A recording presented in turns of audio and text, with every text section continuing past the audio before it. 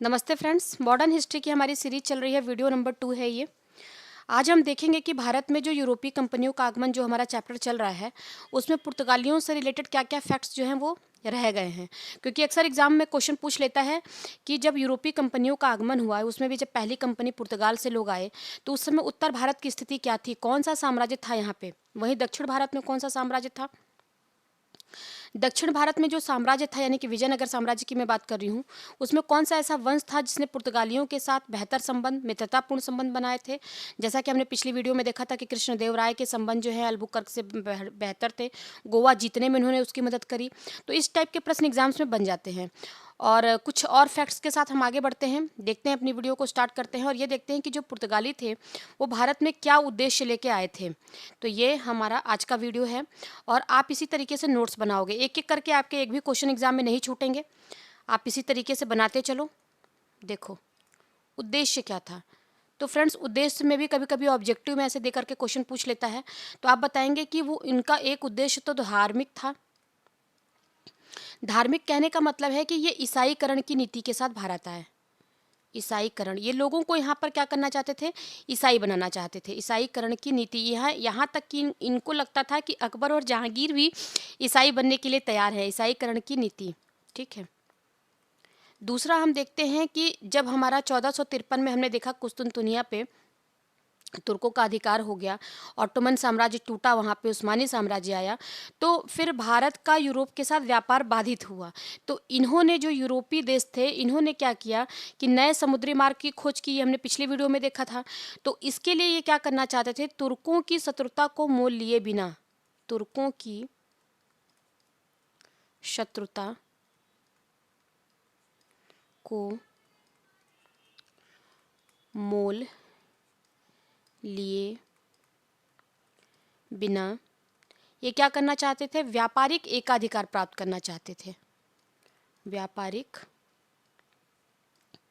एकाधिकार, ठीक है, ये था इनका उद्देश्य। उसके बाद हम अगला देखते हैं कि ये क्या करना चाहते थे। चूंकि ये मुस्लिमों से थोड़ा चिढ़ते थे, जैसा कि हमने ऑटोमन साम्राज्य के टूटने के क्रम में देखा था, तो अरब जो पहले से भारत में व्यापार कर रहे थे, अरबों के एकाधिकार को, अरबों को बाहर भारत से खदेड़ना चाहते थे। अरबों को भारत से बाहर निकलना चाहते थे, खदेड़ना चाहते थे, ठीक है। ये इनका था, कुछ इनके उद्देश्य थे। आगे हम देखते हैं कि जब ये आए तो भारत में स्थिति क्या थी, यानी कि भारत की स्थिति। देखो, यहाँ पे मैं ऐसी कोई भी चीज़ नहीं लिखूंगी जो आपके एग्जाम के लिए इम्पोर्टेंट नहीं है। तो आप ये देखना, भारत की स्थिति। कोई भी पेपर आप दे रहे हो तो क्वेश्चन कहीं से भी घुमा के अगर आपसे पूछेगा तो आप गलत नहीं करोगे, अगर आपने ये प्रॉपर नोट्स बनाया है तो। भारत की स्थिति को अगर देखें तो देखो, जिस समय ये पुर्तगाली भारत आए, उस समय अगर हम उत्तर भारत की बात करें, आप ऐसे ही लिखोगे, उत्तर भारत, और यहाँ लिखोगे दक्षिण भारत। क्या स्थिति थी भारत की? दक्षिण भारत। कौन सा साम्राज्य था? तो उत्तर भारत में अगर हम देखें तो लोदी वंश का शासन चल रहा था। कौन सा वंश था यहाँ पर? लोदी वंश, जो पहला अफगान वंश था। और लोदी वंश में भी कौन सा था सुल्तान यहाँ पे? तो आप बताएंगे सिकंदर लोदी। सिकंदर लोदी। हम सभी को पता है कि सिकंदर का जो कार्यकाल है कब है? 1489 से लेकर के 1517 तक, ठीक है। ये तो यहाँ पे था। उसके बाद वहीं अगर दक्षिण भारत की बात करें तो यहाँ पे कौन था? यहाँ पे बहमनी साम्राज्य तो टूट चुका था छोटे छोटे टुकड़ों में, लेकिन विजयनगर साम्राज्य था। विजयनगर साम्राज्य अस्तित्व में था, ठीक है। मराठा साम्राज्य नहीं था, ध्यान देंगे। और विजयनगर साम्राज्य में कौन सा वंश चल रहा था? तो याद रखेंगे, यहाँ पे तुलु वंश, सॉरी सुलु वंश था यहाँ पे, ना कि तुलु वंश। कौन सा था यहाँ पे? जब ये आए तब की मैं बात कर रही हूँ। अभी आगे हम देखेंगे कि कैसे वंश चेंज होते हैं और इनकी चीज़ें कैसे बदलती हैं। तो विजयनगर साम्राज्य में कौन था? सुलु वंश। सुलु वंश, ठीक है। और इस समय कौन सा था सुलु वंश का राजा, कौन सा था? तो आप बताएंगे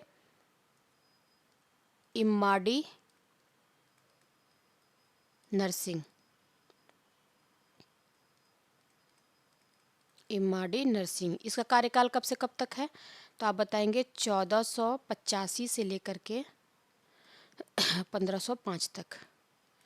ये तो स्थिति हो गई। इस तरीके के भी क्वेश्चन अगर पूछेगा तो आप बता पाओगे, ठीक है। आगे हम देखते हैं कि भारत में ये शासन तो चल रहा था देखो, लेकिन जो ये लोदी वंश था इसकी पकड़ क्या है? जिस तरीके से खिलजियों ने अलाउद्दीन खिलजी को देखते हैं तो उसने वारंगल तक पूरा जीता, भारत को लगभग एक सूत्र में बांधा था उसने जीत करके। लेकिन फिर भी हम अगर जब लोदी वंश आया तो भारत, उत्तर भारत जो है वो छोटे छोटे टुकड़ों में बटा हुआ था। यानी कि अगर गुजरात को छोड़ दें, गुजरात में जी कौन था? महमूद बेगड़ा, महमूद बेगड़ा, ठीक है। तो जो गुजरात के सिवाय, यानी कि जो महमूद बेगड़ा का जो राज्य था सिवाय, पूरा उत्तर भारत, पूरा उत्तर भारत क्या था? छोटे छोटे टुकड़ों में बटा हुआ था, छोटे छोटे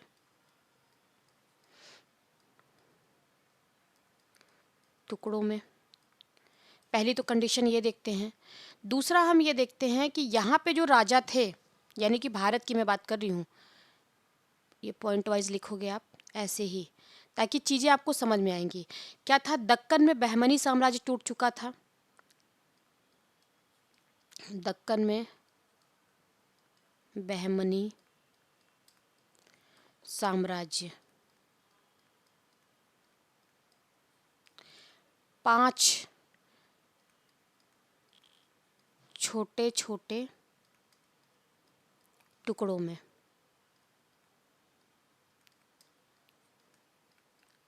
जैसे अहमदनगर हो गया, बीजापुर हो गया, वही बीजापुर जिससे गोवा को इन लोगों ने छीन लिया, यूसुफ आदिल शाह जो था, तो ये टुकड़ों में ये बढ़ चुका था, ठीक। अगला हम देखते हैं कि कोई ऐसी शक्ति नहीं थी भारत में, कोई ऐसी शक्ति नहीं थी जिसकी क्या हो, नौसैनिक शक्ति हो, जिसके पास शक्ति नहीं थी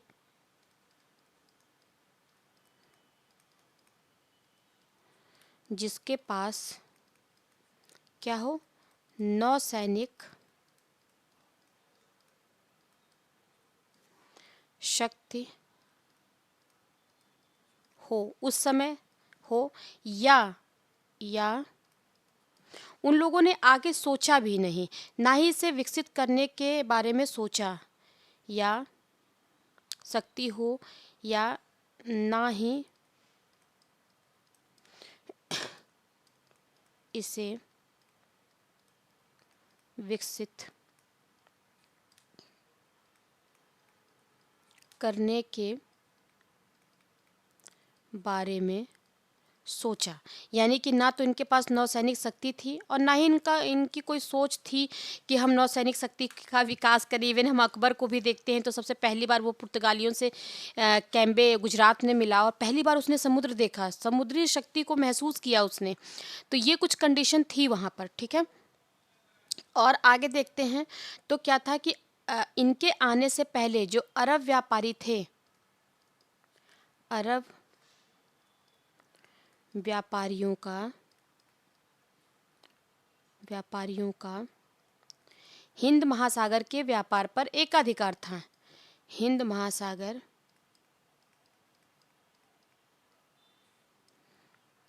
के व्यापार, इसी तरीके से आप नोट्स बनाएंगे।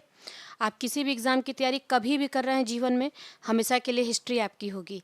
अरब व्यापारियों का हिंद महासागर के व्यापार पर एकाधिकार तो था, एकाधिकार था, लेकिन ये पुर्तगालियों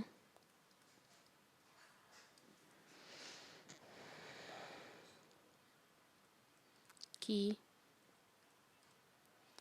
एकता और संगठन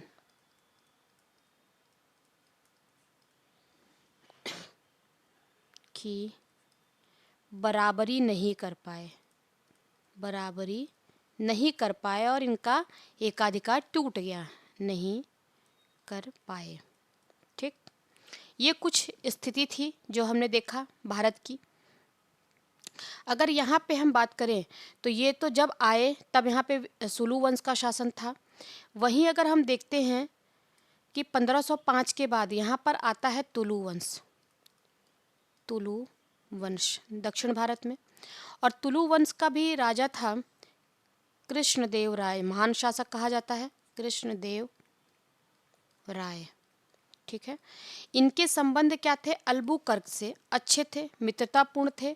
और कृष्णदेव राय के, मैं यहाँ पे लिख देती हूँ, आप भी लिख लेना, कृष्णदेव राय के जो संबंध थे, संबंध मित्रतापूर्ण, मित्रतापूर्ण थे। किससे मित्रतापूर्ण संबंध थे, पुर्तगालियों से, पुर्तगालियों से। ठीक है, बल्कि संबंध तो थे पुर्तगालियों से। इन्होंने, कृष्णदेव राय ने ही क्या किया था कि गोवा को जीतने में इनकी मदद की थी। यानी कि जो बीजापुर के शासक जो यूसुफ आदिल शाह था, उससे गोवा को जीतने में, गोवा को जीतने में, ये हमने पिछली वीडियो में देख लिया था, मैं यहाँ पे एक बार रिकैप दे रही हूँ आपको। जीतने में मदद की, भटकल का किला जीतने में मदद किया इन्होंने। तो कुछ इस तरीके से देखो, इनको जो पुर्तगाली थे, इनको यहाँ पर क्या हुआ, सह मिला। इन लोगों ने 100 साल तक इनका व्यापारिक एकाधिकार रहा और ये भारत में व्यापार करते रहे। ठीक है, फिर आगे हम देखते हैं, ये इसी तरीके से आप नोट्स बनाओगे, है ना। चीज़ें अगर आपको समझ में आ रही हैं तो आप ऐसे नोट्स बनाओ और रिवाइज करो, कोई भी एग्ज़ाम दो, कोई दिक्कत नहीं है। भारत में इनके आने का अभिप्रेरण क्या था, अगली हेडिंग आप डालोगे कि भारत में आने का अभिप्रेरण, मतलब क्या कुछ कंडीशन थे जिससे ये भारत में आए, अभिप्रेरण क्या था, क्या कैसे ये भारत में आए। तो आप इस तरीके से अब लिखोगे, यहाँ पे एक एक करके लिखते जाओ, जैसे मैं लिख रही हूँ। तो आप बताओगे जो इटली का वेनिस शहर था 15वीं सदी में, वेनिस, वेनिस क्या है, इटली का एक शहर है, इटली। यहाँ पे क्या था, ये व्यापारिक समृद्धि यहाँ पे बहुत ज़्यादा थी। मतलब कि यूरोप का जो भी व्यापार होता था, वो सारे व्यापार यहाँ से जो मुस्लिम व्यापारी थे वो लेके जाते थे वेनिस में, वहाँ पे चीज़ें इकट्ठा होती थी और फिर वहाँ से डिस्ट्रीब्यूट होती थी पूरे यूरोप में। तो जिसकी वजह से क्या हुआ कि यानी मध्यवर्ती कौन थे, मुस्लिम व्यापारी थे। तो ये वेनिस शहर इतना ज़्यादा समृद्ध हो गया था अपने व्यापार की वजह से कि ये जो पुर्तगाल और स्पेन के कंट्रियां थीं, ये इनसे चिढ़ने लगी। तो 15वीं सदी में वेनिस की समृद्धि से ईर्ष्या इनको हुई। ठीक है, कि भाई ये कैसे इतना एक ही जगह पे इतना फल फूल रहा है, क्यों ना हम अपने तरीके से व्यापार करें और हम भी अपने ज़्यादा धन संपदा को कमाएं। इस क्रम में हम देखते हैं, कि हमने पिछली वीडियो में देखा था कि 1488 में उसी समय क्या निकलता है, बार्थोलोमियो डियाज। थोड़ा सा एक बार देख लेते हैं, बार्थोलोमियो डियाज निकला। देखो, पुर्तगाल और स्पेन के जो राजा थे वो भी ये चाहते थे कि मतलब यहाँ से समुद्री मार्ग की खोज हो इन देशों के द्वारा। और क्योंकि मसाले की, जो भारत के मसाले थे, इनकी समृद्धि से, इसकी उपयोगिता से, इसकी क्वालिटी से ये परिचित थे। तो यहाँ के राजाओं ने समुद्री मार्ग को प्रशस्त करने में बहुत ज़्यादा मदद करी इन लोगों की। और उन्हीं के कहने पर ये यात्री निकले ढूंढने के लिए रास्तों को, जिसमें पहला यात्री निकलता है पुर्तगाल का बार्थोलोमियो डियाज, जो क्या करता है, केप ऑफ गुड होप यहाँ से ये वापस चला जाता है। ये कहाँ पे है? साउथ अफ्रीका में। याद रखेंगे। इसकी खोज किसने की? केप ऑफ गुड होप की बार्थोलोमियो डियाज ने। उसके बाद हम देखते हैं कि 1498 में, यानी कि इसके 10 साल के बाद वास्को डी गामा आता है। वास्को दा गामा आया, हम सभी ने देखा।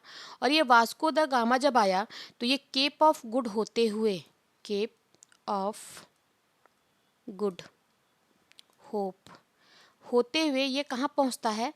साउथ अफ्रीका में। उसके बाद ये पहुँचता है केनिया के तट पे, केनिया के तट पर। और केनिया के तट पर कौन सी जगह है?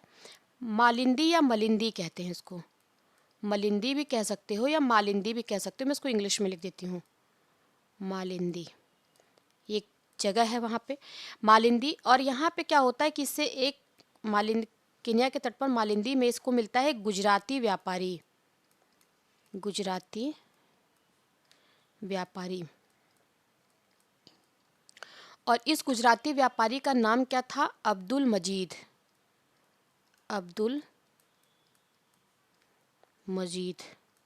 ठीक है। इसकी सहायता से क्या करता है? भारत में आता है अब्दुल मजीद, गुजराती व्यापारी अब्दुल मजीद की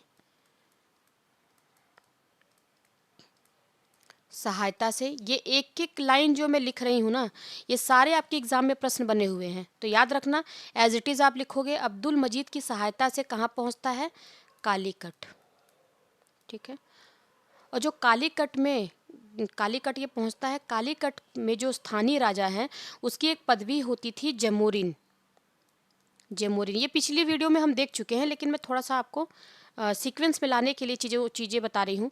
जेमोरिन ने स्वागत किया। ऐसा नहीं कि स्टार्टिंग में ही स्वागत कर दिया, अरबों से इनकी दुश्मनी थी, फिर धीरे धीरे जेमोरिन माना, फिर जेमोरिन ने स्वागत किया। किसका? वास्को दी गामा का। उसके बाद क्या? वास्को दी गामा का अरबों के साथ भी वहाँ पे क्या हुआ? विरोध हुआ। और वो विरोध जेमोरिन ने स्वागत किया, लेकिन अरब व्यापारियों से, अरबों ने विरोध किया इसका। अरबों ने विरोध किसका? वास्को दी गामा का। लेकिन अरबों का जो विरोध था, यहाँ से प्रश्न बनता है, का कारण क्या था? तो आप बताएंगे अरबों के जो विरोध का कारण था वो आर्थिक था, ना कि कोई धार्मिक कारण था। अरब ये नहीं चाहते थे कि हमारे व्यापारिक एकाधिकार को, जो हम व्यापार कर रहे हैं, इसमें किसी और को फायदा हो। ठीक है। ये यहाँ तक हमने देख लिया। फिर हम देखते हैं कि ये चला जाता है। फिर अगला ही जाता है, जब ये वापस जाता है वास्को दी गामा, तो जितना इसको आने और जाने में, रहने में, जितना सामान खरीदने में, जितने भी पैसे इसके खर्च हुए होते हैं, उसके 60 गुना अधिक दाम पर ये लाभ कमाता है। 60 गुना अधिक लाभ कमाया। और ये जब वहाँ के लोगों ने देखा, वहाँ के राजा ने देखा, तो उन्होंने कहा कि भाई सब लोग बैठे क्या हो, अब चलो जाओ व्यापार करो भारत में जा करके। तो एक दूसरा दल भेजता है वहाँ का राजा। अच्छा, ये अगर क्वेश्चन आपसे ये पूछ ले कि जो ये वास्को दी गामा है, जो ये आया भारत आया था, किसके कहने पे आया था? कौन सा राजा था? किस राजा के? तो आप बताओगे उस समय सम्राट था, पुर्तगाल का सम्राट था। पुर्तगाल का सम्राट कौन था? इमैनुअल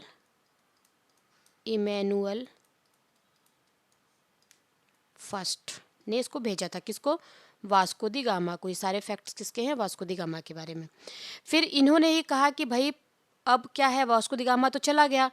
फिर 1500 ईस्वी में इसने एक दूसरा दल, यानी कि दूसरा पुर्तगाली अभियान आया। आपसे क्वेश्चन ये पूछ ले कि दूसरा, देखो ध्यान देना, यहाँ पे जो भी आ रहा है वो पुर्तगाल का व्यापारी आ रहा है, ना कि कोई कंपनी से कोई व्यक्ति वॉयसराय या कुछ आ रहा है। तो ये अभी क्या है? अभी व्यापारी आ रहे हैं, व्यापार कर रहे हैं, और वो जा कर के वहाँ पे यहाँ की समृद्धि को बता रहे हैं। तो दूसरा पुर्तगाली अभियान, कंफ्यूज नहीं होना है, कोई कंपनी नहीं है, ये सरकार की तरफ से, सम्राट की तरफ से ये अभियान आ रहा है। और ये अभियान जो आया, तो ये जो पहला व्यक्ति था, यानी कि बार्थोलोमियो डियाज जो था, ये तो था ही, इसके साथ इसका नेतृत्व, ये जो अभियान था इसका नेतृत्व कौन कर रहा था? तो आप बताओगे Pedro Alvares Cabral. Pedro Alvares Cabral, ये क्या कर रहा था, नेतृत्व कर रहा था इस अभियान का। और ये वही पेड्रो अल्वरेज कैब्राल है जिसने क्या किया था, ब्राज़ील की खोज, यानी कि ब्राज़ील के रास्ते की खोज, ब्राज़ील के मार्ग की खोज इसने की थी। यानी कि जब ये आ रहा था तभी इसने देखा और कहा ये ब्राज़ील है। तो ब्राज़ील की खोज के बारे में अगर पूछे तो आप बताओगे कि किसने पता लगाया था, पेड्रो अल्वरेज कैब्राल ने ब्राज़ील के मार्ग की खोज की। तो इसी पेड्रो अल्वरेज जो कैब्राल था और प्लस इसके साथ जो केप ऑफ गुड होकर के चले गए थे, यानी कि बार्थोलोमियो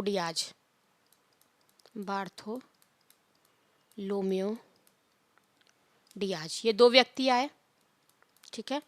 और एक बहुत बड़ा जहाज़ लेकर के, क्योंकि उनको पता था कि यहाँ पे अरब व्यापारी भी हैं, संघर्ष भी हो सकता है, तो 13 जहाज़ लेकर के ये दूसरी बार आए। 13 जहाज़, 1200 इसमें लोग थे, तो मतलब एक बड़े अभियान के साथ आए।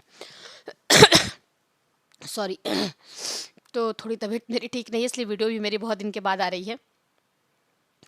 तो ये आए और फिर ये वापस गए, मुनाफा कमाए। और फिर दूसरी बार हम देखते हैं कि सेकंड टाइम, यानी कि 1502 में, 2 ईस्वी में हम देखते हैं कि वास्को द गामा दोबारा भारत आता है। वास्को द गामा अभी भी देखो यहाँ पे क्या है, कोई वायसराय बन के नहीं आया है, दूसरी बार भारत आया। यानी कि अगर आपसे क्वेश्चन ये पूछे कि वास्को दी गामा जो है वो कितनी बार भारत आया, तो आप बताओगे कुल 3 बार। यानी कि अगला जब हम देखते हैं तो 1524 में, 24 ईस्वी में जो ये वास्को दी गामा है, वास्को द गामा या वास्को डी गामा भी बोलते हैं इसको, तीसरी बार भारत आता है, ठीक है। लेकिन इम्पॉर्टेंट फैक्ट ये है कि जो ये तीसरी बार भारत आया, तो ये तीसरी बार एक गवर्नर के रूप में आता है, गवर्नर के रूप में, पुर्तगाली गवर्नर के रूप में आता है। इंपॉर्टेंट ये है किस अभियान में ये पुर्तगाली गवर्नर के रूप में आया था, तो आप बताएंगे तीसरे अभियान में ये गवर्नर के रूप में आता है, पुर्तगाली गवर्नर बन के आता है। और यहीं पर इसकी क्या होती है, मृत्यु हो जाती है। 3 महीने के बाद इसको मलेरिया हो जाता है और इसकी मृत्यु हो जाती है भारत में ही। यहाँ तक हमने देखा। तो हमने क्या देखा कि ये 1502 में वास्को डी गामा भारत आया। उसके बाद हमने ये देखा कि 1503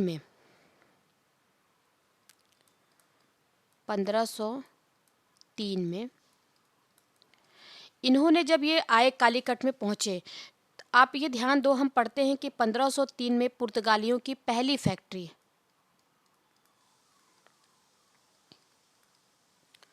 पुर्तगालियों की पहली फैक्ट्री कह लो, कोठी कह लो, या फिर आप बस्ती कह लो, ये सारे क्या होती थी, किलेबंद संरचना होती थी जिसमें कोई भी उत्पादन का काम नहीं होता था। आप ध्यान रखेंगे, पिछली वीडियो में मैंने बताया है, और ये एग्जाम में कई बार पूछा गया है कि यहाँ पे उत्पादन होता था, तो आप बताएंगे नहीं, यहाँ उत्पादन नहीं होता था, यहाँ पे आवास था, कार्यालय था, गोडाउन था, भंडारगृह था, लेकिन यहाँ पे किसी प्रकार का उत्पादन नहीं होता था। सारी चीज़ें इकट्ठा करते थे वहाँ पे, और इनके जो कर्मचारी थे ये इस फैक्ट्री में, गोदाम में, कारखाने, कुछ भी कह लो,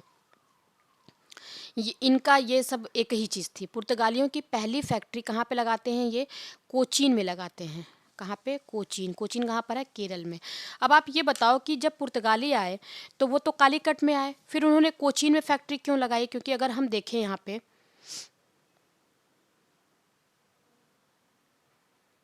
ये देखो, ये है आपका केरल, देख लेते हैं।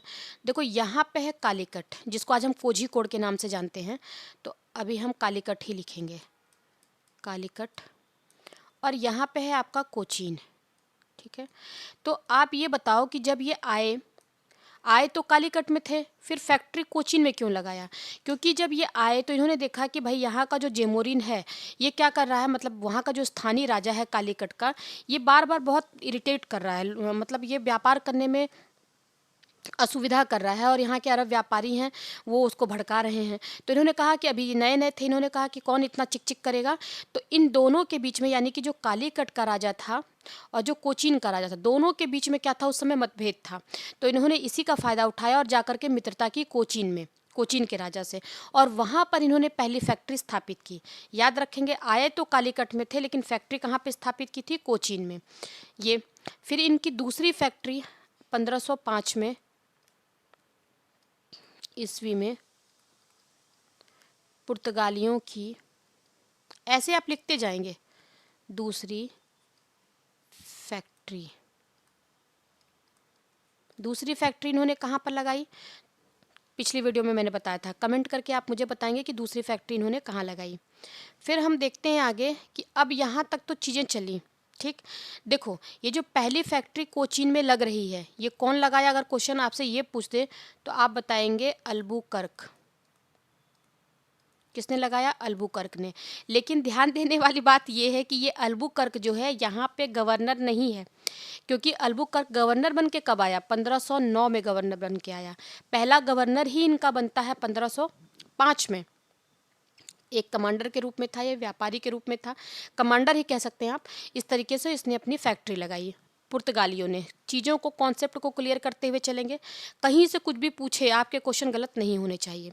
अगला हम ये देखते हैं कि यहाँ पे एक शब्द आता है, अक्सर एग्जाम में अगर पूछ ले आपसे तो आप क्या बताएंगे। देखो, एक शब्द आता है फितोरिया, फितोरिया। अब ये फितोरिया क्या था, तो आप बताएंगे, कभी भी पूछ सकता है, हर चीज़ के लिए आपको तैयार रहना है। फितोरिया ऐसा स्थान या अड्डे थे, मतलब आप बताओगे ऐसा व्यापारिक स्थल कह लो या अड्डे थे, अड्डे थे जहाँ से क्या होता था, इनकी जो नौसेना थी उसको सहायता दी जाती थी। यानी कि जहाँ से नौसैनिक बेड़ों को, नौ सैनिक बेड़ों को सहायता दी जाती थी, सहायता। देखो, जो पुर्तगाली थे यानी कि जो यूरोपीय शक्ति थे, इनकी ये, इन्होंने इतने बड़े अरब महासागर पे पूरा आपका देखो, अरब सागर है, हिंद महासागर है, फारस की खाड़ी है, मलक्का तक इन्होंने कब्जा किया। कैसे इतने बड़े, ये इतनी बड़ी शक्ति कैसे बन गए, अपनी नौसेना के बल पे। इनकी नौसेना क्या थी, बहुत ही मजबूत थी, और उसके बल पे इन्होंने क्या किया, इतने बड़े भारत में 100 सालों तक इन्होंने व्यापार किया। यानी कि यहाँ पे कार्टेज पद्धति भी लगाई, कार्टेज सिस्टम, यानी कि ये वाला जो पूरा एरिया था, अगर आपको यहाँ व्यापार करना है किसी को भी, भारतीय या फिर अरबी जो जहाज हैं, ये पूरा एरिया, तो आपको क्या लेना होता था, इनको कार्टेज लेना होता था, यानी कि लाइसेंस लेना होता था। कि नहीं, अगर आप लाइसेंस नहीं लेंगे तो कहा जाएगा कि आपका जहाज क्या है, लूट का माल लेके जा रहे हैं और हम खुद लूट लेंगे। तो इस तरीके से इन्होंने ये, इनके नौसैनिक बेड़ों को सहायता देने के लिए एक कुछ अड्डे होते थे जिनको हम फितोरिया कहते हैं, फितोरिया नाम से इनको जाना जाता है। याद रखेंगे आप, एग्जाम में क्वेश्चन बन सकता है, ठीक है।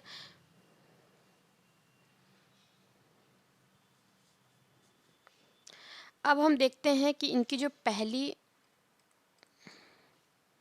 कंपनी है, देखो यहाँ पे थोड़ा सा कंफ्यूज करता है, लेकिन मैं आपको बताऊं, कंपनी है इनकी Estado the India, Estado the, देखो, अगर हम रामशरण शर्मा को पढ़ते हैं, देखते हैं, या फिर आप रामशरण शर्मा की बात, मैं सॉरी मैंने गलत बोल दिया, अगर आप ये विपिन चंद्रा को देखो, या फिर आप ये देखो स्पेक्ट्रम उठा करके अगर पढ़ो, तो उसमें ये है कि एस्तादो द इंडिया जो है वो क्या था, एक ऐसा पुर्तगालियों का भारत में जो क्षेत्र था, साम्राज्य था, उसको एस्तादो द इंडिया कहते हैं। लेकिन किसी किसी बुक में या एग्जाम्स में पूछ लेता है कि पुर्तगाली कंपनी का नाम एस्तादो द इंडिया के रूप में पूछ लेता है। तो आप याद रखेंगे, एस्तादो द इंडिया जो था वो भारत में पुर्तगाली, पुर्तगाली भारतीय क्षेत्र को कहते थे, ठीक है। यानी कि पुर्तगालियों ने जिन क्षेत्रों को भारत में अपने कब्जे में किया था उसको एस्तादो द इंडिया कहते थे। लेकिन कभी कभी क्या होता है, एग्जाम में क्वेश्चन कंपनी के रूप में दे देता है कि पुर्तगाली कंपनी का नाम एस्तादो द इंडिया था। इसकी स्थापना कब हुई थी, तो आप बताएंगे इसकी स्थापना कब हुई, 1505 में, ठीक है। काम तो बहुत पहले से शुरू हो गया था, लेकिन कंपनी कब बनी, 1505 में। किसी किसी बुक में देखो कंफ्यूज नहीं होना है, आप मुझे कमेंट करो कि 1498 दिया है आपने तो 1505 लिखवा दिया। मैं यहाँ पे ब्रैकेट में लिख देती हूँ कि आपको बुक में 1498 भी देखने को मिलेगा।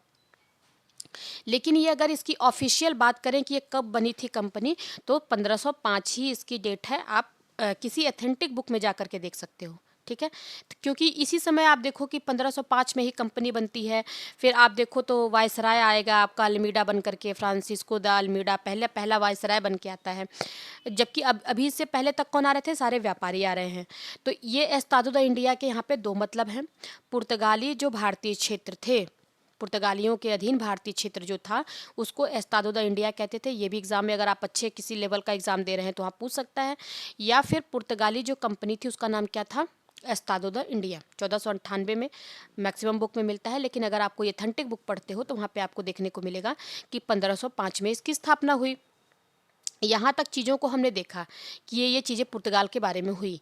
अब हम ये देखेंगे, देखो थोड़ा सा वीडियो धीरे देखेंगे, लेकिन हमेशा के लिए हिस्ट्री आपकी हो जाएगी। आराम से समझते हुए आराम से आगे बढ़ो। और अगर मेरी वीडियो आपको अच्छी लगती है तो प्लीज़ लाइक, सब्सक्राइब और शेयर ज़रूर करना, जिससे मुझे क्या होता है, मोटिवेशन मिलती है और मैं आपके लिए और मतलब मेहनत करके और अच्छे अच्छे कॉन्सेप्ट, अच्छे अच्छे जो फैक्ट्स हैं जो एग्ज़ाम्स में पूछे जा सकते हैं वो मैं आपके लिए लेके आती हूँ, ताकि आपके एग्ज़ाम्स में एक भी क्वेश्चन गलत ना हो। अगला हम ये देखते हैं फिर कि जब ये कंपनी तो बन गई, अब हमारा पहला, हमने पिछली वीडियो में देख लिया था कि फ्रांसिस्को डी अल्मीडा पहली बार भारत आया, फिर उसने चौल का युद्ध लड़ा, ये हमने पिछली वीडियो में देखा था। फिर हमारा दूसरा जो गवर्नर आता है, यानी कि अब हम बात करेंगे गवर्नर की। गवर्नर, पिछली वीडियो में मैंने बताया था कि पहली फैक्ट्री इन्होंने कहाँ लगाई, कोचीन में। दूसरी ये आप बताएंगे। तो पहला गवर्नर इनका कौन आता, क्वेश्चन यहाँ से भी बनता है, तो आप लिखेंगे फ्रांसिस्को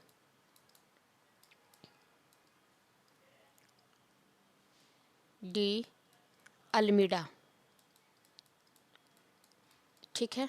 ये कब आया बन करके आप बताएंगे। ये डेट भी आपको याद होनी चाहिए, 1505 से लेकर के 1509 तक ये रहा।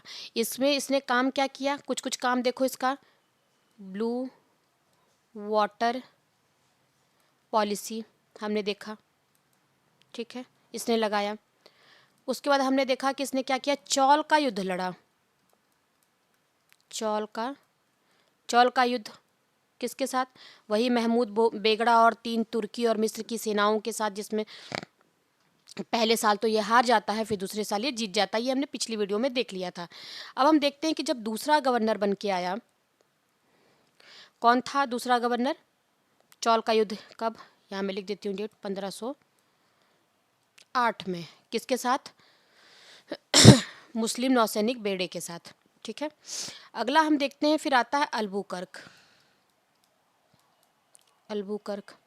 अल्बुकर्क के कुछ काम देखते हैं, इंपॉर्टेंट इसके कुछ काम है, क्योंकि इसको क्या कहा जाता है कि जब अल्बुकर्क 1509 से लेकर के 1515 तक ये रहा, कार्यकाल इसका था।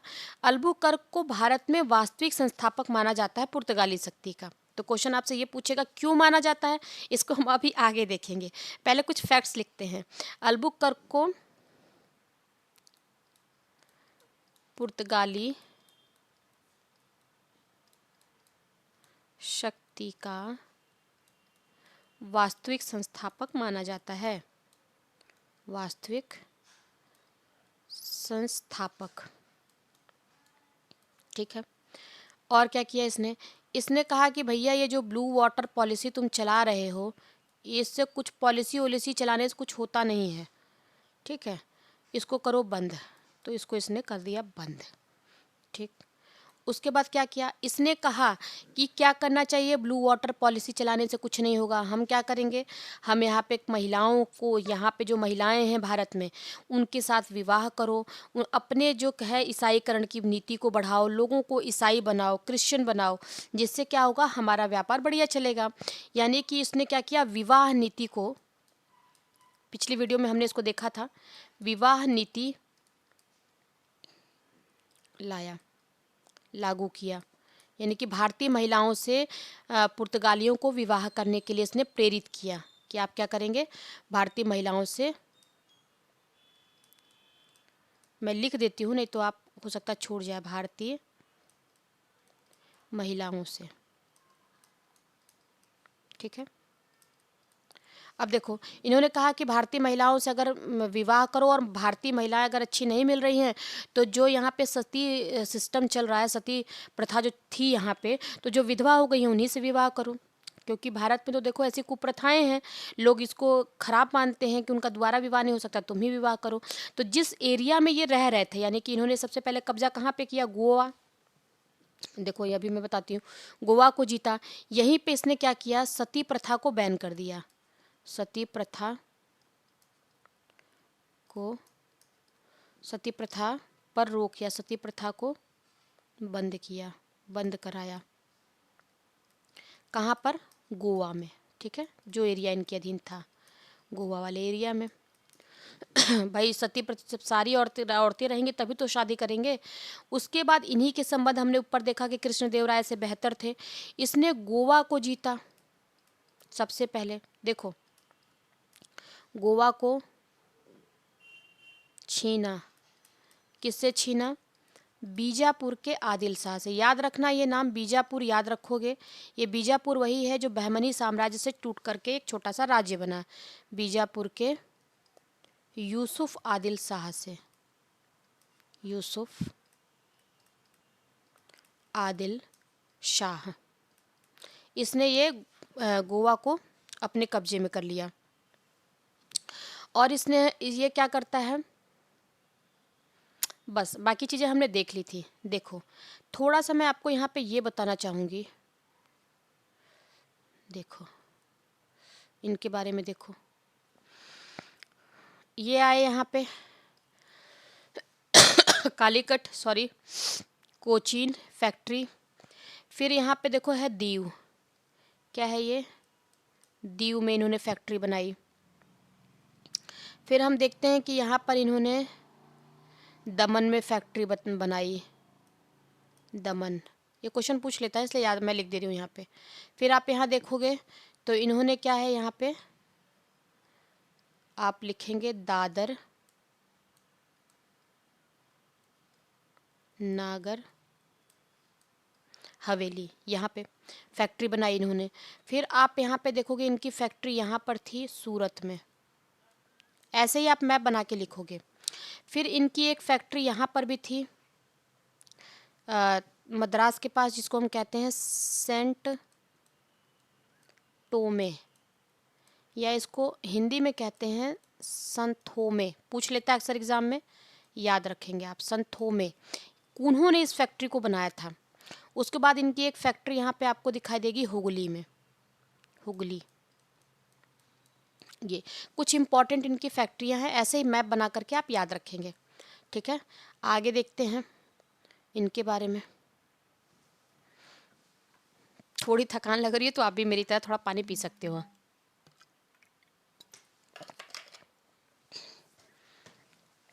अब देखो यहाँ पे इम्पोर्टेंट फैक्ट ये है कि जो गोवा है, नोट करके लिखोगे और इम्पोर्टेंट लिखोगे, सिकंदर के बाद, ये एग्ज़ाम में पूछा गया है, पीसीएस के एग्ज़ाम में पूछा गया है, यानी कि सिकंदर के बाद, सिकंदर के बाद, कब सिकंदर था, भारत पे आक्रमण कब हुआ, 326 ईसा पूर्व में। हम देखते हैं सिकंदर को के बाद भारत में यूरोपियों द्वारा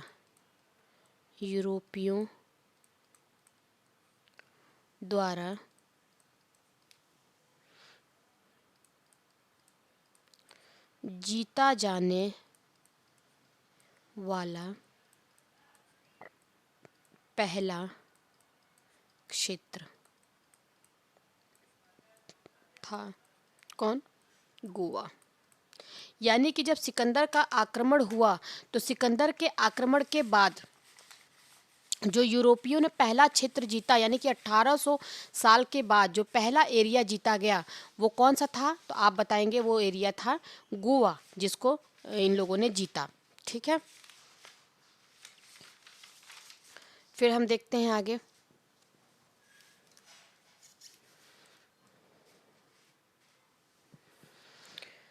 अगला गवर्नर बन के आता है हमारा नीनो डी कुन्हा। तीसरा नंबर का गवर्नर, तीसरा नहीं है, इम्पोर्टेंट गवर्नर को हम देख रहे हैं।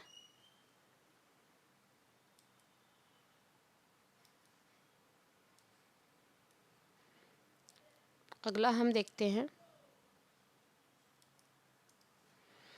अगला आता है गवर्नर यानी कि नीनो डी कुन्हा। वो मैप से जो मैंने आपको बताया है ये आप याद रखेंगे, ये मैप, ये इनकी फैक्ट्रियाँ थी, कुछ इंपॉर्टेंट है। ये देखो यहाँ पे ये कालीकट है, मैं लिख ही देती हूँ, कालीकट। उसके बाद आप ये देखो कोचीन,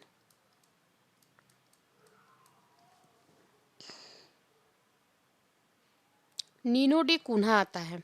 नीनो डी कुन्हा के कुछ काम को देखते हैं। इसने क्या किया कि ये जो गोवा था जिस पे अभी तक कब्जा किया गया है, इसने क्या किया कि जो इनका हेडक्वार्टर कोचीन में हुआ करता था, इसको उठा करके इसने गोवा को पुर्तगालियों की राजधानी बना दी। यानी गोवा को भारत में पुर्तगालियों की राजधानी बनाया इसने। ठीक है, और इसने क्या किया, इसने गुजरात का जो शासक था,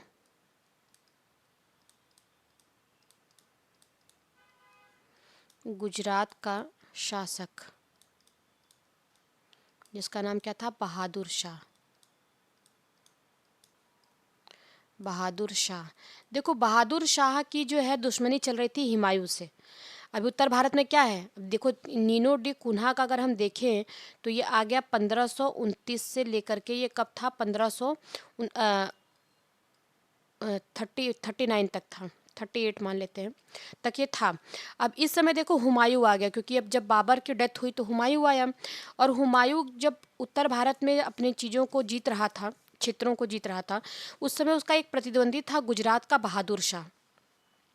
हुमायूं से बचने के लिए बहादुर शाह ने क्या किया था कि पुर्तगालियों से मित्रता की थी। लेकिन उसी समय जो है हुमायूं गुजरात से चला जाता है, और बहादुर शाह को फिर पुर्तगालियों से खटकने लगते हैं पुर्तगाली, और इनको लगता है कि किस तरीके से हम पुर्तगालियों को अपने यहाँ से भगाएं, क्योंकि इनकी जो नीति थी ईसाईकरण की, इससे भी लोग वहाँ के असंतुष्ट थे, व्यापार में भी दिक्कत कर रहे थे ये। तो बहादुर शाह से इनका मतभेद हुआ।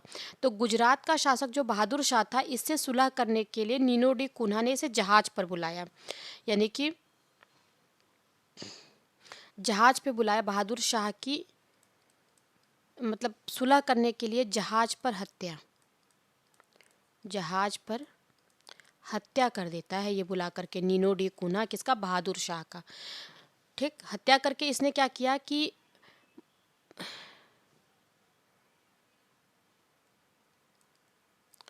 बसीन पर 1534 में, और दीव पर जो हमने पीछे देखा अभी 1535 में, ये अब कब्जा कर लेता है। यानी कि 2 जगहों पे ये कब्जा करता है। ठीक है, याद रखेंगे आप। हमने देखा कि पहली फैक्ट्री, आपने अभी तक मुझे कमेंट नहीं किया होगा, मुझे पता है, चलो मैं ही बता देती हूँ कि इनकी दूसरी फैक्ट्री कहाँ पे लगी थी, तो आप बताएंगे कन्नूर में। ठीक है, पहली फैक्ट्री, दूसरी फैक्ट्री आप बताएंगे कन्नूर। कन्नूर भी कहाँ पर है, केरल में ही है। कब लगी थी, 1505 में, याद रखेंगे आप। अच्छा, जो कोचीन जो है, जो इनकी पहली फैक्ट्री लगी थी, उसके बारे में कुछ इंपॉर्टेंट फैक्ट देखो। अब देखो यहाँ से ये इनका काम ख़त्म हो गया। अब हम कुछ नोट्स देखते हैं, नोट फैक्ट मतलब इनके बारे में, पुर्तगालियों के बारे में कुछ आप नोट करके लिखो। यानी कि जो कोचीन थी, कोचीन में जो फैक्ट्री इनकी बनी थी, वो भारत में पहली यूरोपीय फैक्ट्री थी। भारत में प्रथम दुर्ग, प्रथम यूरोपीय दुर्ग कर लो, कुछ भी कर लो, यानी कि कोचीन, कोचीन की जो इनकी फैक्ट्री थी, ये क्या थी, भारत में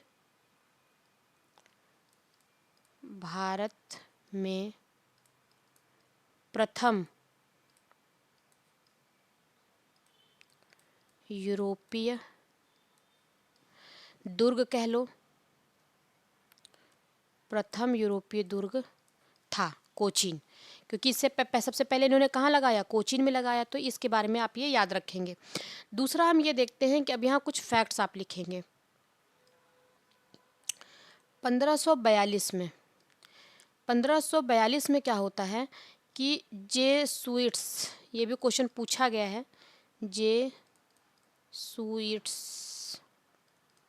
जेसुइट्स कौन होते थे, कैथोलिक समाज के सदस्य, कैथोलिक जो चर्च था इनका, कैथोलिक मिशनरी थे ये, मिशनरी। जेसुइट्स जो है वो भारत आए 1542 में। जो जेसुइट्स क्या आए, भारत। क्या करने आया, भारत में लोगों को क्रिश्चियन बनाने के लिए, ईसाई बनाने के लिए, पुर्तगाल से। 1542 में जेसुइट्स भारत आए और किसके नेतृत्व में आए, ये इम्पॉर्टेंट है। तो इसका नेतृत्व जो ये था मिशनरी, इसका नेतृत्व कौन कर रहा था, तो आप बताएंगे फ्रांसिस जेवियर।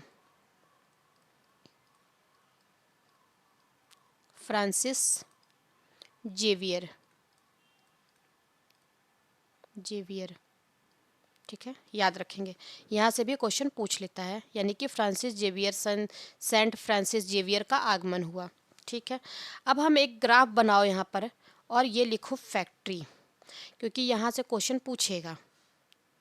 तो आप ऐसे ही जिस तरीके से मैं लिख रही हूँ, देखो इतना अगर आप किसी भी कोचिंग में जाओगे, इतना डिटेल में आपको कोई भी कोचिंग नहीं बताएगी, थोड़ी बहुत चीज़ें बताएगी, उसके बाद फिर क्या करेंगे, नोट्स पकड़ा देंगे। लो, पुर्तगाली फैक्ट्री, ये पढ़ने के बाद आपको किसी भी नोट्स की ज़रूरत नहीं पड़ेगी, इतना मेरा वादा है आपसे।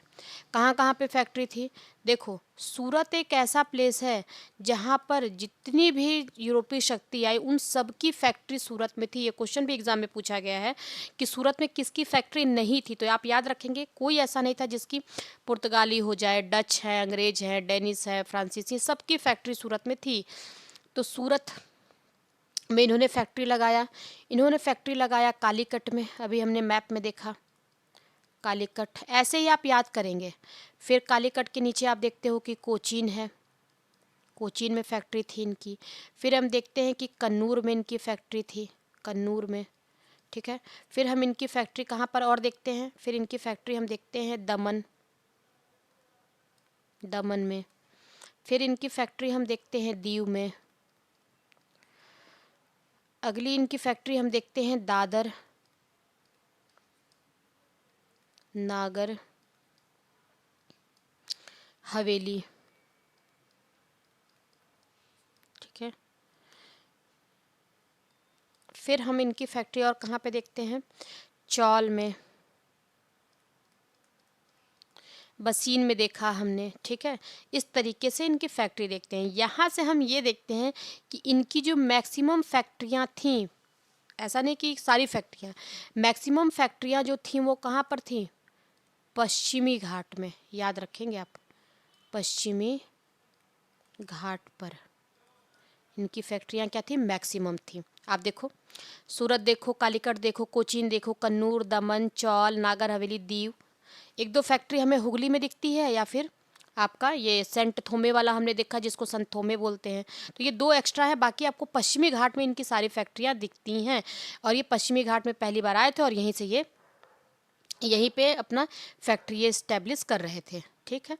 ये देखो व्यापार कर रहे हैं, 1498 में आए, 1505 में इनकी फैक्ट्री लगी और एक छत्र राज है इनका, यहाँ से सामान लेके जा रहे हैं, व्यापार कर रहे हैं, सारी चीज़ें आराम से चल रही हैं, ठीक है। वहीं यही इन्होंने देखा कि इन्होंने यहाँ के व्यापारियों के साथ लूटपाट करना शुरू किया, अरबों के व्यापारिक एकाधिकार को तोड़ा इन लोगों ने। धीरे धीरे यहाँ के जो शासक थे उनसे भी इनकी दुश्मनी मोल लेते रहे ये। और इनकी समृद्धि जब यूरोप में गई तो वहाँ के लोगों ने भी कहा, स्पेन के राजा ने कहा कि भाई देखो पुर्तगाल वाले तो इतना पैसा कमा रहे हैं, इतना व्यापार में तरक्की कर रहे हैं, तुम भी जाओ। तो और भी यूरोपीय कंपनियाँ धीरे धीरे मोटिवेट होती रही आने के लिए। हम देखते हैं जैसा कि अभी हम अंग्रेज भी आएंगे, और खैर उनकी तो बात ही अलग है, वो भी अपनी नौसैनिक शक्ति का विस्तार कर रहे हैं और किस तरीके से चीज़ें आगे बढ़ रही हैं। अब हम देखते हैं कुछ नोट करके, नोट ही हम देख रहे हैं। हम ये देखेंगे कि जब ये हुगली में पहुँचे, यानी कि पुर्तगाली जब हुगली में पहुँचे, ये क्या है आपका बंगाल की खाड़ी, ये है आपका यहाँ पे हुगली, ठीक, और ये क्या है बंगाल की खाड़ी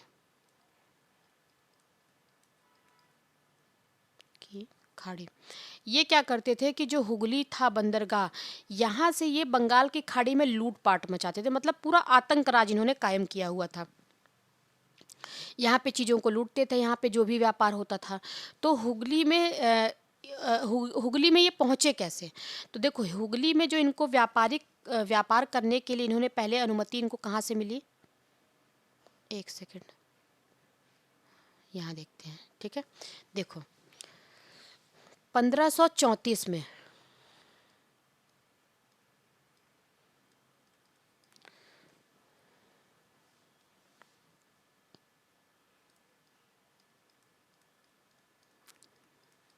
पुर्तगालियों ने बंगाल के शासक, जिसका नाम क्या था, जिसका नाम था गियासुद्दीन महमूद शाह, गियासुद्दीन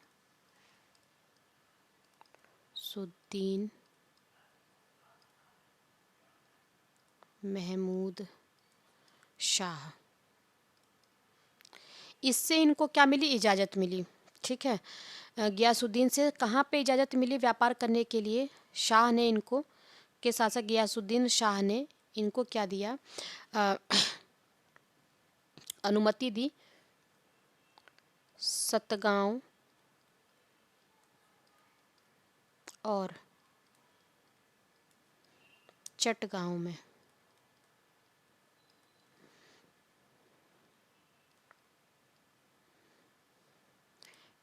व्यापार करने के लिए और फैक्ट्रियां बनाने के लिए अनुमति मिली इनको, ठीक है। चटगांव में फैक्ट्री बनाने की अनुमति मिली, बनाने की अनुमति। अब इनको अनुमति तो मिल गई भाई, ये यहाँ पे फैक्ट्री भी बनाए, और फैक्ट्री बनाते बनाते ये सतगांव का जो इम्पोर्टेंस है थोड़ा कम होने लगा और इसकी जगह पे इम्पोर्टेंस हो गई किसकी, हुगली की, ठीक है। हुगली में भी इन्होंने अपना फैक्ट्री बना ली और इसी हुगली को इन्होंने क्या किया, यहाँ पे लूटपाट का के लिए यूज करने लगे, ये यहाँ के लोग या व्यापारियों को लूटने लगे। ये बात पहुँचती है, तब शासक कौन होता है, मुगल साम्राज्य आ चुका है, यानी कि जब ये आए थे तो कौन था, लोधी वंश था, अभी क्या आ चुका है, मुगल साम्राज्य, यानी कि यहाँ पे शासक बन चुका है अब शाहजहां, शाहजहां, ठीक है। तो शाहजहां ने क्या किया, इनको हुगली में दौड़ा दौड़ा के मारा, शाहजहां ने 1632 में,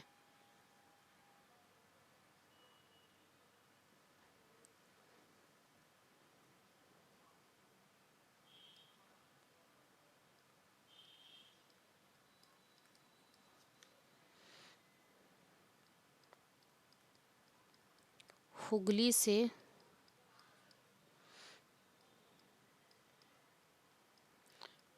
पुर्तगालियों को भगाया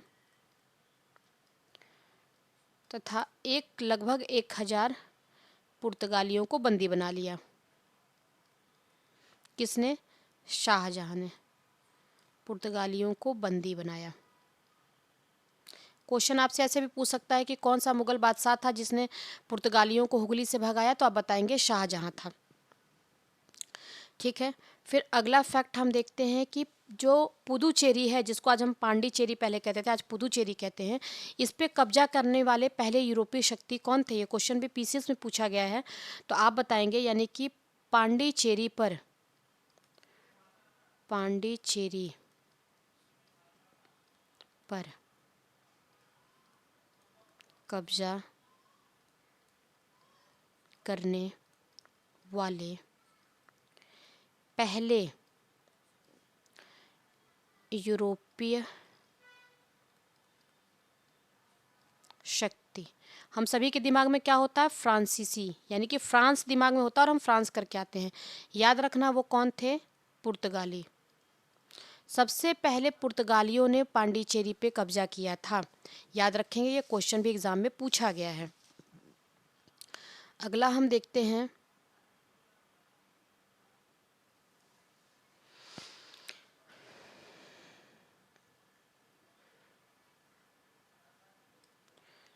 1559 में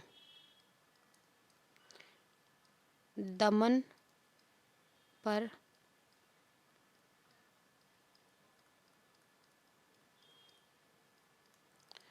पुर्तगालियों का कब्जा। ये देखो, ये उस दिन भी यही हो रहा था, ये थोड़ा सा हैंग कर रहा था, आज भी इसको यही प्रॉब्लम है। दमन पर पुर्तगालियों का कब्जा हुआ कब? ये डेट आपसे पूछ लेता है, याद रखेंगे आप। और ये कब्जा किसने किया था? तो आप बताएंगे कॉन्स्टेंटिनो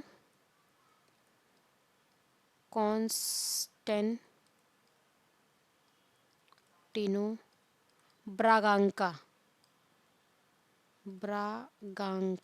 नाम याद रखेंगे, ब्रागांका ने दमन को भी क्या किया? अपने में मिला लिया। यहाँ तक हमने कुछ इम्पोर्टेंट फैक्ट्स देखे। अब देखो, जब हमने ये देखा कि पुर्तगालियों ने सबसे पहले कारखाने बनाए, फैक्ट्री बनाए, जो भी, तो हम यहाँ पे लिखेंगे नोट 2 करके।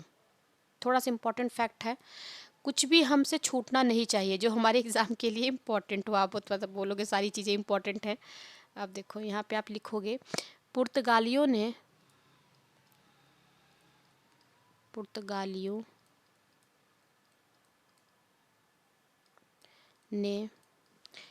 कारखाने जो भारत में उन्होंने बनाए, कारखाने बनाने की पद्धति कहाँ से सीखी? खुद। ये सीखे किससे पद्धति? पुर्तगालियों ने कारखाने बनाने की पद्धति इटली से सीखा। इटली से सीखा, ठीक है, इम्पॉर्टेंट है, याद रखेंगे आप। इटली से सीख करके यहाँ पे इन्होंने कारखाने बनाना शुरू किया।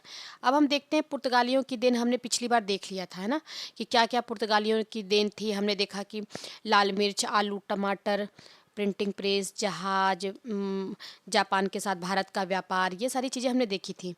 एक चीज़ हम देखते हैं कि भारत में जो पपीता है, पपीता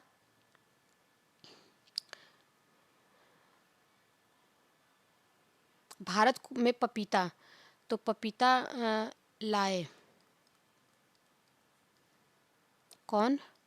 पुर्तगाली, ठीक है। तो पुर्तगालियों ने क्या क्या लेके आए? पपीता लाए। उसके बाद हमने देखा कि आलू, उसके पहले हम आलू नहीं खाते थे। फिर हमने देखा मिर्च, लाल मिर्च कह लें। फिर हम देख लेते हैं कि ये क्या लेके आए? टमाटर लेके आए। टमाटर, जापान के साथ हमारा व्यापारिक संबंध इन्होंने इस्टेब्लिश कराया। याद रखेंगे, पिछली वीडियो में मैंने ये सब कुछ बता दिया है। उसके बाद प्रिंटिंग प्रेस की बात कर लेते हैं। ये यहाँ पे भारत में प्रिंटिंग प्रेस के बारे में इन्होंने जानकारी दी, लोग यहाँ पे सीखे। जहाज निर्माण, ये सारी चीज़ें हमने पुर्तगालियों से सीखा। जहाज निर्माण भारत ने सीखा पुर्तगालियों से, ठीक है। ये सारी चीज़ें हमने देख ली थी। अब हम देखेंगे एक और इम्पॉर्टेंट फैक्ट है, जो आप यहाँ पे हेडिंग डालोगे, अकबर और पुर्तगाली के बारे में। क्वेश्चन अगर यहाँ से पूछ ले कि अकबर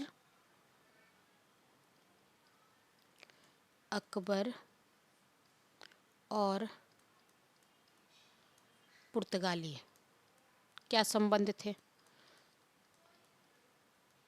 ठीक। तो देखो, अब लिखेंगे हम यहाँ पे यानी कि सबसे पहली बार जो है अकबर पुर्तगालियों से कब मिला? तो आप बताएंगे अकबर की पहली मुलाकात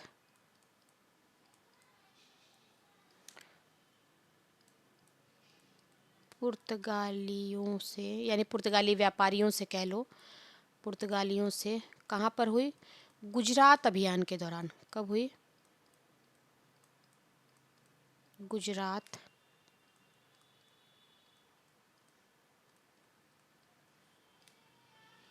अभियान के दौरान।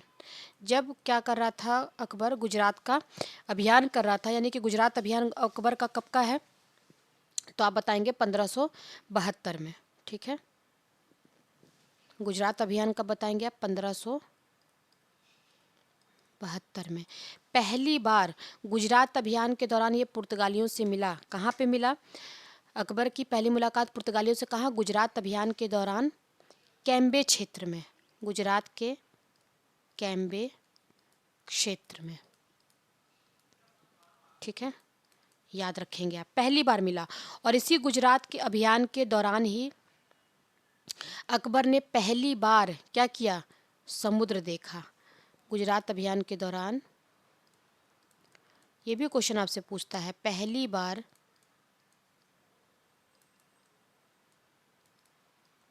अकबर ने समुद्र देखा। उसके पहले ये समुद्र नहीं देखा था, समुद्र देखा।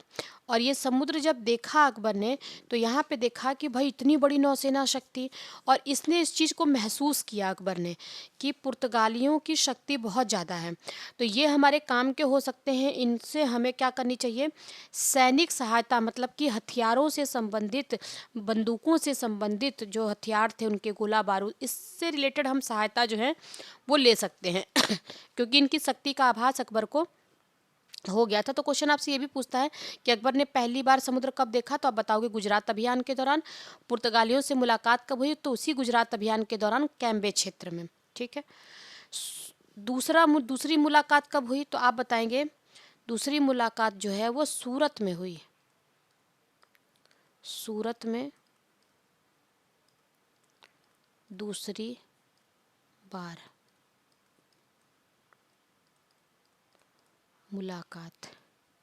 ठीक है, और किससे मुलाकात हुई थी, तो आप बताएंगे एंटोनियो कैब्रेल से। एंटोनियो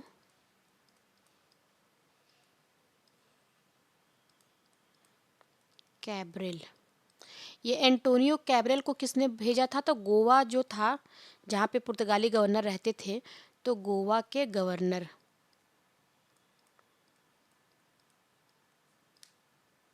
का क्या था, ये दूत था। ये क्या करने आया था? शांति समझौता करने आया था अकबर के साथ। तो इससे अकबर मिला दूसरी बार सूरत में। ठीक है, फिर हम देखते हैं कि अकबर ने क्या किया। अकबर देखो यहाँ पे कहानी है, अकबर क्या चाहता था? पुर्तगालियों से सहायता लेना चाहता था, सैन्य से संबंधित, यानी कि ये जो नौसैनिक शक्ति थी, इसमें हथियारों से संबंधित इसको सहायता चाहिए थी। तो अकबर ने एक बहाना बनाया और कहा कि हम क्या चाहते हैं कि आप हमें धर्म के, मतलब ईसाई जो धर्म है, इस पे आकर के कुछ ज्ञान दीजिए, कुछ समझाइए। और पुर्तगालियों को लगा कि अकबर जो है वो ईसाई बनना चाहता है, तो इसलिए उन्होंने क्या किया? मिशन भेजे। तो अकबर ने, अभी क्वेश्चन अगर आपसे ये पूछ ले कि अकबर ने कितनी बार, अकबर ने 3 बार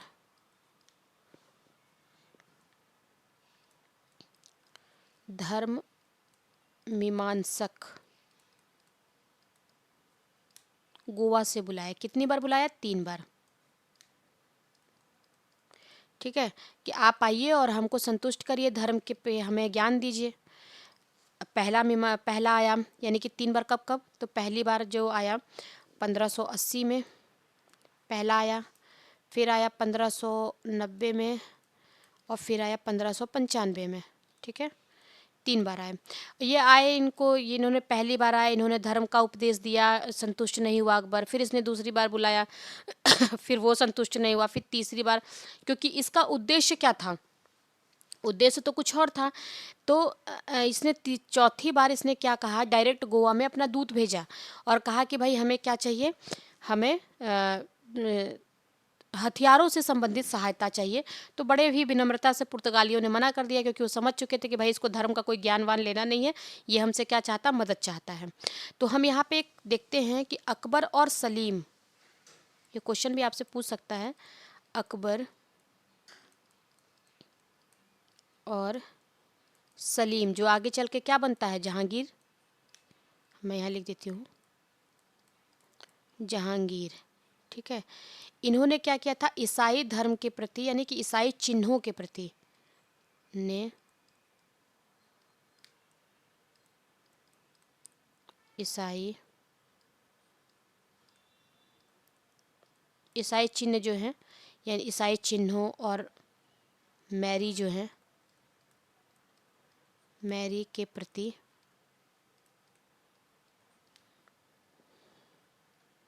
आदर प्रस्तुत किया था, आदर प्रदर्शित, याद रखना आप। और ये जब इन्होंने प्रदर्शित किया, जब ये इनके दरबार में आए थे, कहाँ पे, तो आप याद रखेंगे फतेहपुर सीकरी। ये कहाँ पे ये लोग जा रहे थे, जो धर्म मीमांसक जो बुला रहा था, ये कहाँ जा रहे थे, तो अकबर ने कहाँ पे बुलाया था इसको, फतेहपुर सीकरी में, फतेहपुर सीकरी में। ठीक, तो यहाँ पे इन लोगों ने इसके प्रति आदर प्रस्तुत किया था। याद रखना, जो पहला धर्म मीमांसक आया था, 3 बार जो आए थे, तो पहली बार में 2 पोप आए थे, 2 पादरी आए थे। इम्पॉर्टेंट नहीं है लेकिन मैं लिख देती हूँ, नहीं तो आप कहोगे कि मैंने छोड़ दिया है। यानी कि 1580 में जो मीमांसक आए थे, ये 1580 में जो पहला मीमांसक आया था, इसमें क्या हुआ था, 2 पादरी आए थे ज्ञान देने के लिए, किसको, अकबर को। क्या नाम था पादरियों का, एक का नाम था एंटोनियो मॉन्सरेट और एक्वाविया। पहला था एक्वाविया और एक दूसरा व्यक्ति था जिसका नाम था एंटोनियो मॉन्सरेट। मैं बस लिख देती हूँ मॉन्सरेट।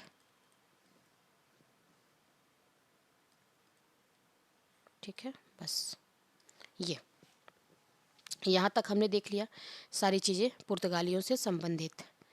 अब हम देखते हैं कि उसके बाद बात आई गई, ख़त्म हो गई। इन्होंने कहा कि भाई ठीक है, आप मना कर दिए इन्होंने। अब पुर्तगालियों की देन हमने देख ही लिया है कि पुर्तगालियों की देन क्या है, कारखाना वगैरह। अब हम देखते हैं इनका पतन कैसे हुआ। जब ये इतने जगह भारत में जीत लिए, तो पुर्तगालियों के पतन से भी क्वेश्चन अक्सर बन जाता है। ठीक है, तो हम देखते हैं इनका पतन। आप ऐसे ही लिखोगे, पुर्तगालियों का पतन कैसे हुआ।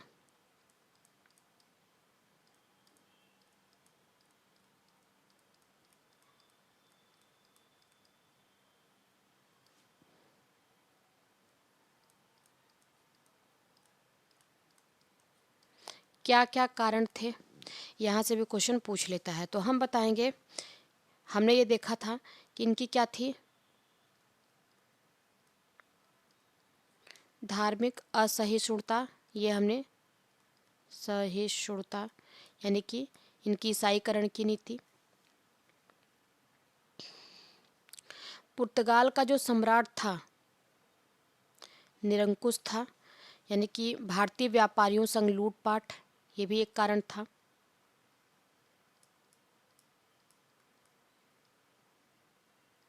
भारतीय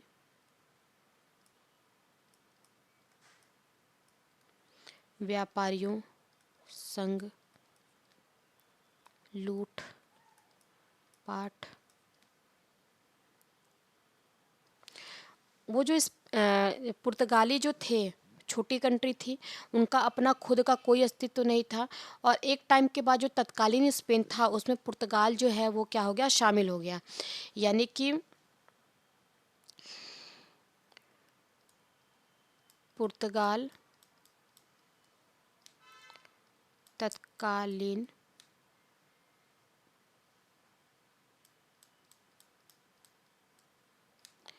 स्पेन में शामिल हो गया, ये स्पेन में शामिल।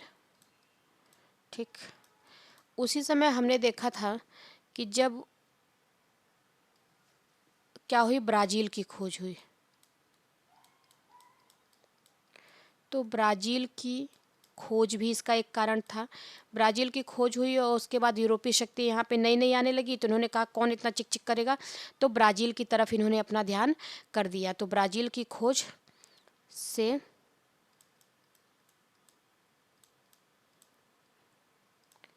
भारत की तरफ ध्यान इनका क्या हो गया, कम हो गया। अगला हम देखते हैं कि ये क्या थे,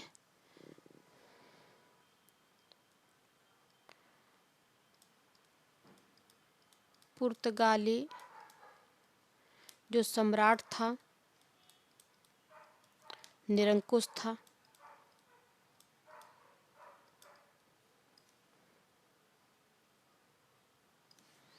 फिर हम देखते हैं समुद्री लूटपाट, ये सब चीज़ हमने देख लिया था। फितोरिया की जो हम बात कर रहे थे कि फितोरिया को भी इन्होंने क्या किया, विकसित नहीं किया, यानी कि फितोरिया जो था, फितोरिया मात्र नौसैनिक अड्डा ही रह गया, हमारे फितोरिया मात्र व्यापारिक अड्डा ही रह गया, अड्डा ही रहा। मतलब यहाँ पे इन लोगों ने इस पे राजनीतिक विस्तार करने की कोशिश नहीं किया। यहाँ पे क्या किया, राजनीतिक विस्तार करने की कोशिश इन्होंने नहीं की। इस तरीके से हम देखते हैं कि पुर्तगाल का क्या हो जाता है। कुछ और भी हमने कारण पिछली वीडियो में देख लिया था, और इस तरीके से हमारा क्या हुआ, पुर्तगाल ख़त्म होता है। लेकिन ख़त्म होने से पहले मैं यहाँ पे एक इम्पॉर्टेंट फैक्ट आपको और बताना चाहती हूँ कि एग्ज़ाम्स में क्वेश्चन पूछा कि जो आपका बम्बई है, बम्बई जो है वो दहेज में, बम्बई ईस्ट इंडिया कंपनी को किसने दिया, तो आप हम कहते हैं पुर्तगालियों ने, नहीं, हम क्या लिखेंगे, एक कारण ये भी था, नोट करके आप यहाँ पे लिखोगे कि जो पुर्तगाली राजकुमारी थी, पुर्तगाली राजकुमारी जिसका नाम क्या था, पुर्तगाली राजकुमारी का नाम था कैथरीन, इसका विवाह हुआ ब्रिटिश राजकुमार जिसका नाम क्या था, चार्ल्स।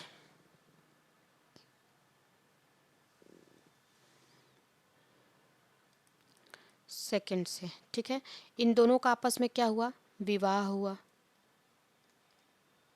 ठीक। और उपहार स्वरूप जो पुर्तगाली राजकुमारी का विवाह चार्ल्स से हुआ था, तो इसी चार्ल्स को विवाह के में क्या हुआ,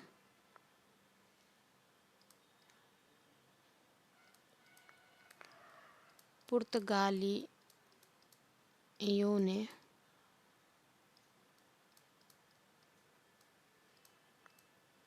उपहार स्वरूप क्या दिया, बम्बई दिया।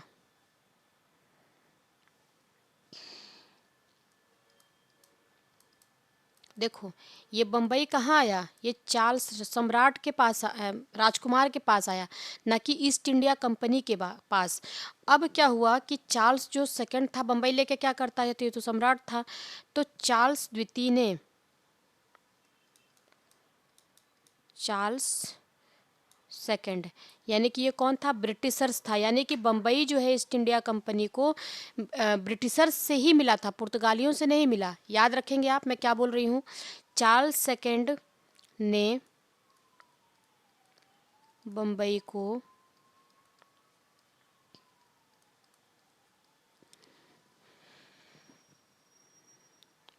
10 पाउंड